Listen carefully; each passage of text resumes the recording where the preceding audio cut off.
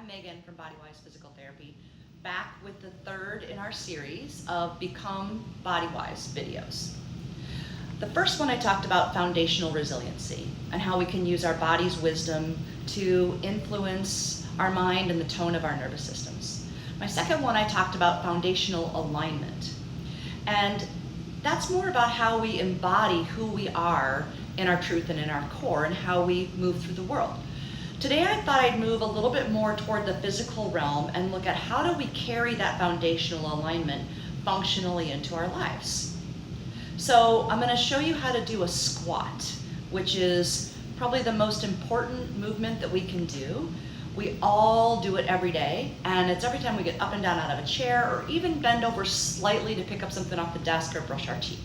So I'm going to start building a squat for you by reviewing the alignment, and then we're going to practice it in sitting, and we'll move from sitting to standing as the beginning of our squat. So here we go. Remember from last week, the alignment is such that your weight is 60% in your heels, okay? You're lifting your arch, but the toe mount of the big toe and the little toe are both tacked down. So the arch is energized. The knees are soft, and then the pelvis has 3 points of the pubic bone, and these 2 bones that are on top here, imagine all 3 are flashlights facing forward on the horizon. That activates the core and activates the glutes and the hamstrings. Just a little bit of work here. And then you'll see if I put a stick on my back, the stick should be vertical. It touches the tailbone, the mid-back, and the head, and there's a subtle space here and a subtle space here. So I can use the stick as a cue to check myself for maintaining those spaces and those contact points. Again, the chest is open, your arms can be down by your side, palm forward. Imagine there's an apple under your chin, the size of your fist with your thumb on top, and your eyes are straight forward on the horizon, tall from the top of your head, okay? So let's put that into sitting so you can see what that looks like. So if I were to start on the edge of my couch, so it's just going to be something that's higher than a normal chair, which really makes it much easier to start to initiate this pattern of movement. And just thinking about sitting on the very tips of your sit bone. So it's often like if somebody would like pull up the back of your pants. When we sit, we oftentimes tend to slump, and that leads into a whole lot of issues in the back and the neck and shoulders. But if we can come up to the tips of the sit bones, you'll find a balance point where your abdominals, your core muscles in the front, as well as the core muscles of the back start to activate. So it's balancing your spine in that position. It's a very subtle sensation, but you'll feel them start to come on, okay? Same idea of chest is open, apple, eyes forward. As I fold forward from the axis of the hip, I keep the sit bones locked on the back of my couch. I'm going to sit back up. So the first thing I'm doing is teaching myself, how do I control this foundational alignment? Moving at the axis of the hip, not at the back.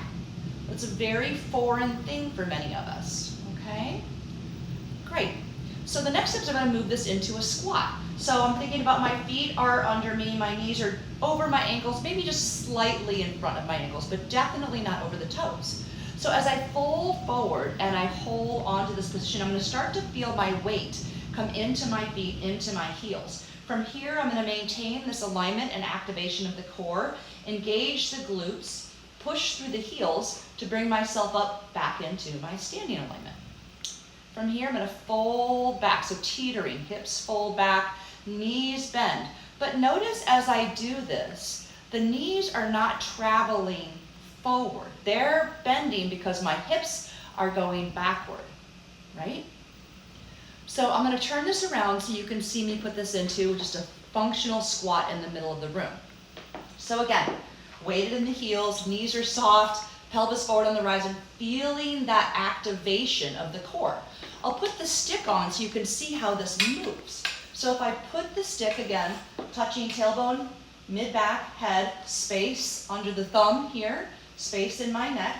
As I fold forward from the axis of the hip, I send my hips down and back and keep the knees nice and still in a forward-backward direction. Core is really active. The spaces and contact points haven't changed. I'm going to push through my heels, engage my glutes, and realign that pelvic triangle straight forward on the horizon.